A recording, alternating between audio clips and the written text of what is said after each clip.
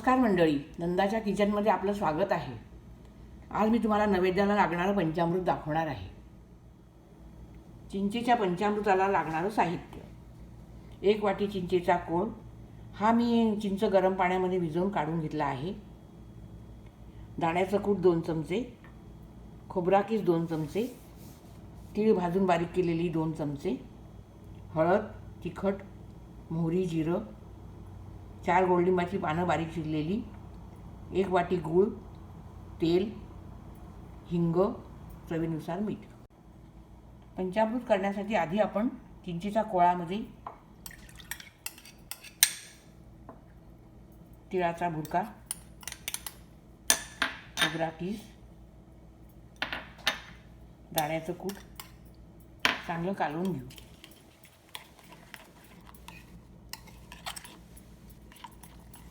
थोडं पाणी टाकूया।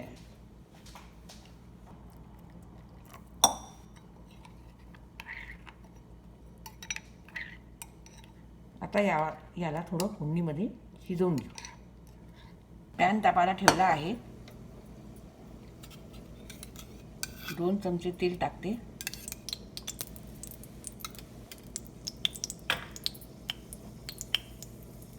मोहरी,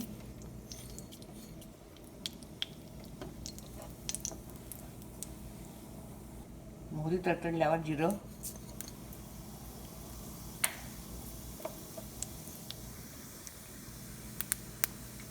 हिंग,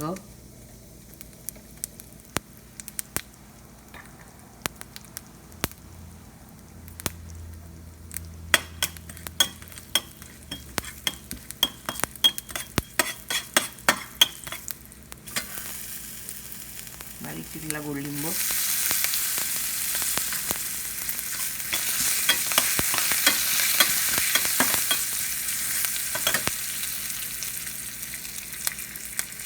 हळद,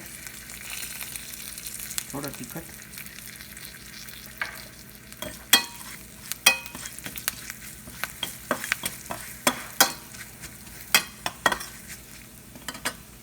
आता यात आपण हा जो घोळ तयार केलेला आहे हा टाकून देऊ।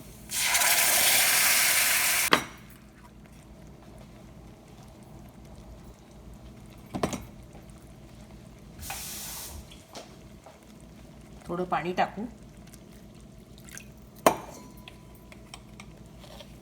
चवीनुसार मीठ टाकते,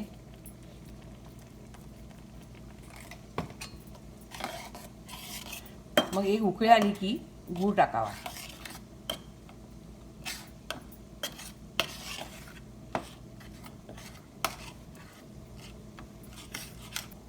आता याला चांगली उकळी आलेली आहे।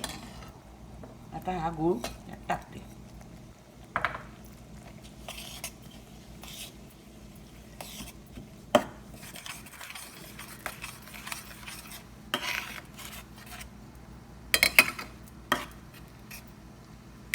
आता ह्याला 5 मिनिटं शिजू द्यावे।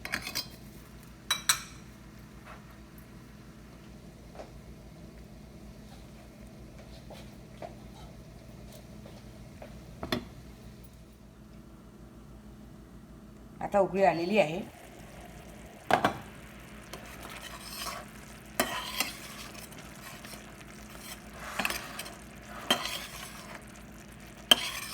पंचामृत हे आपल्या नैवेद्यामधला एक अनिवार्य पदार्थ आहे। आता हे पंचामृत शिजून तयार आहे। नैवेद्यासाठी पंचामृत तयार आहे।